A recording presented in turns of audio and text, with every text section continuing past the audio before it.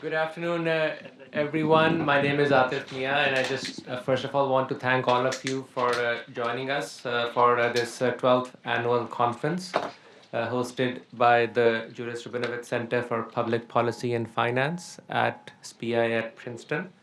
Um, this conference is also co-sponsored by African Union Development Agency, and I'll be inviting a couple of representatives to join us to welcome all of you in a minute. But I do want to thank a few individuals who have really helped us put this conference together, who were co-organizers of this conference. One of them is sitting over there, Leonard Wonchikon, who's a professor of politics here at Princeton. But also, Leonard became the proud grandfather of a lovely boy yesterday.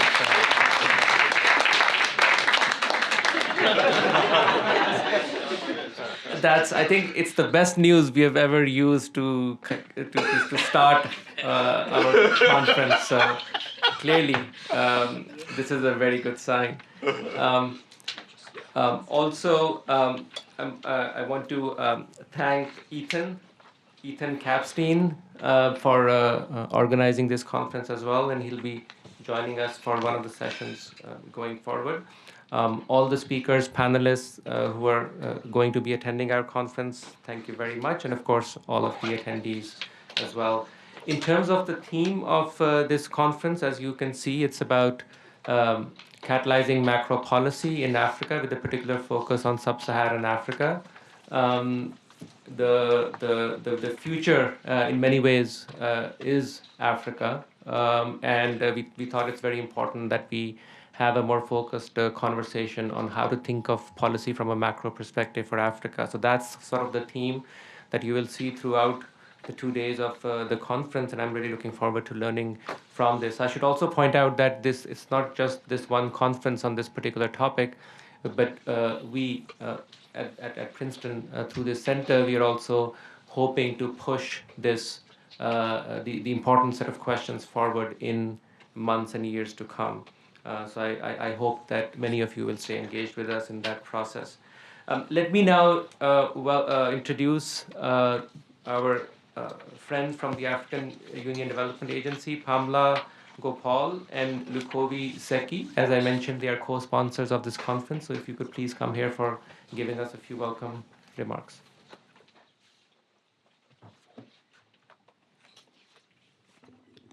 Thank you very much, Professor Atif. Good afternoon to all our participants, distinguished speakers, the senior staff and management and students at the Princeton University. A warm welcome to you all. On behalf of our CEO, Mrs. Nados Bekele Thomas, the African Union Development Agency places high importance in the value and partnership of the Julius Rabinovich Center for Public Policy and Finance, and especially on this important topic on the macroeconomic policy for development, which is the core to rethink and address policy and support, especially the stabilization and development objectives of the African economies. It is hoped that all the discussions will assess and support specific microeconomic policy development frameworks in the African continent. And as a continental development agency, we explore sound and feasible alternatives on how to harness Africa's development potential towards an inclusive and development agenda, namely the African Agenda 2063 and the SDGs and its goals. It is our priority and our mandate to provide and disseminate knowledge to our member states, and through our policy bridge tank program, we work with both think tanks and academia, especially African think tanks, to leverage on the expert knowledge towards financing, influencing policy, and provide support to our programs and our projects through this evidence-informed approach.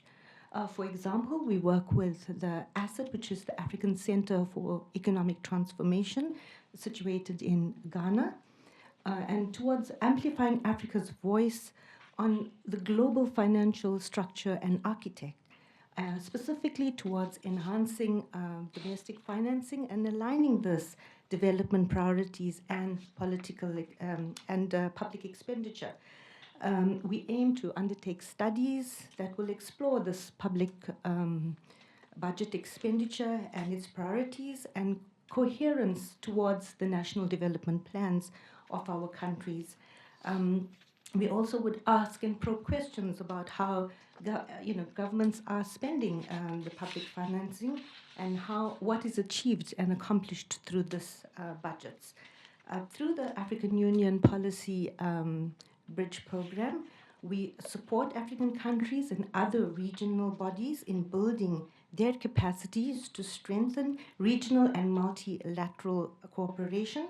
Working with the think tanks allows us to work at the regional level and to inform macroeconomic policies for national planning and adaptation in this rapidly changing world, which poses novel policy challenges, but as well as opens opportunities and innovative impact for long-term cooperation.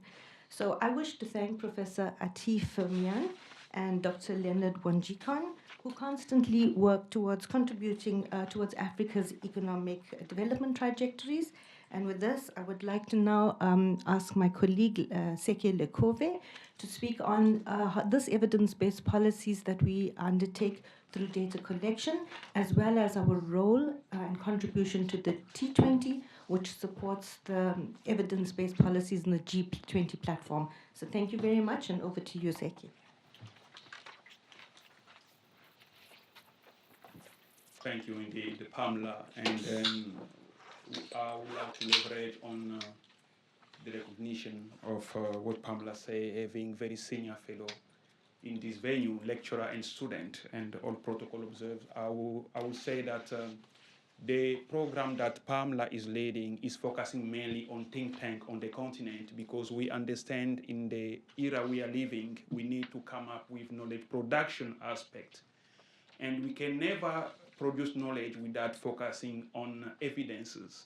So for the last 17 years, the project that I'm currently leading on the continent consists at making sure that African Union member states, we have at this stage 55 African Union member states, are able to collect data in a way that we can track the level of investment in R&D. We are in the knowledge-based and innovation-led economy. I think some of the economists in this venue, you know the traditional three production function. And in the past, we were relying more on capital and labor.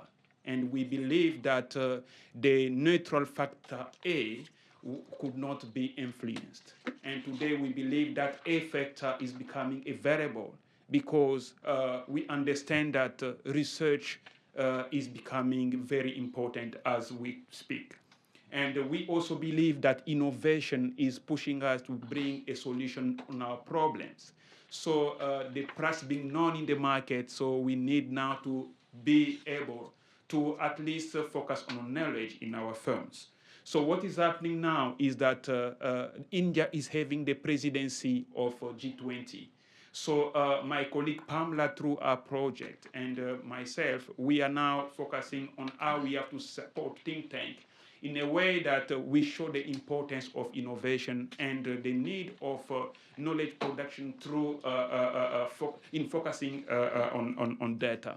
So we know that next year the presidency of G20 will be managed by Brazil. And in 2025 will be again in South Africa, because South Africa will be under that process. So we believe to have more discussion. So what is happening in Africa? We are managing issues based on decision taken by head of state and government. And decision taken by head of state and government are framed into project and program. And we believe that those decisions are escalated from the senior level to from the ministerial level to the summit level with head of state. And through that process, we believe that there is a possibility to focus on the macroeconomic aspect, not only from the sub-Saharan aspect, because we, as Africa, we focus on regional economic communities. We cannot split the continent on sub and north. So we give the opportunity to each regional economic community to focus on issues that we are facing.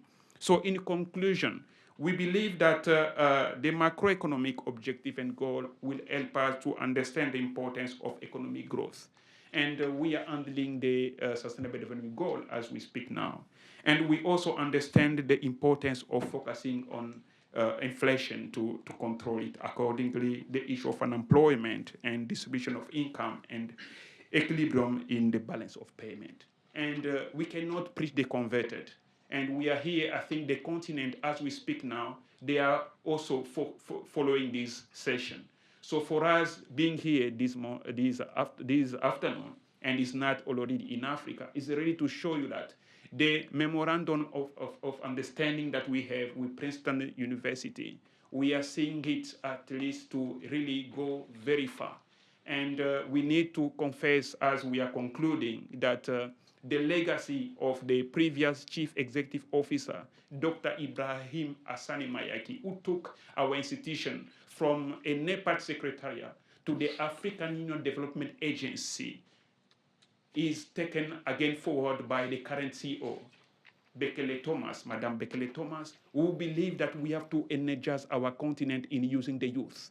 But in using the youth, we should never forget the experience of the wiser one, because we don't need to go back to the mistake that we face in religion or politics. So we believe to the wisdom of the elder and to the sense of the youth. Thank you very much indeed for coming here for this session.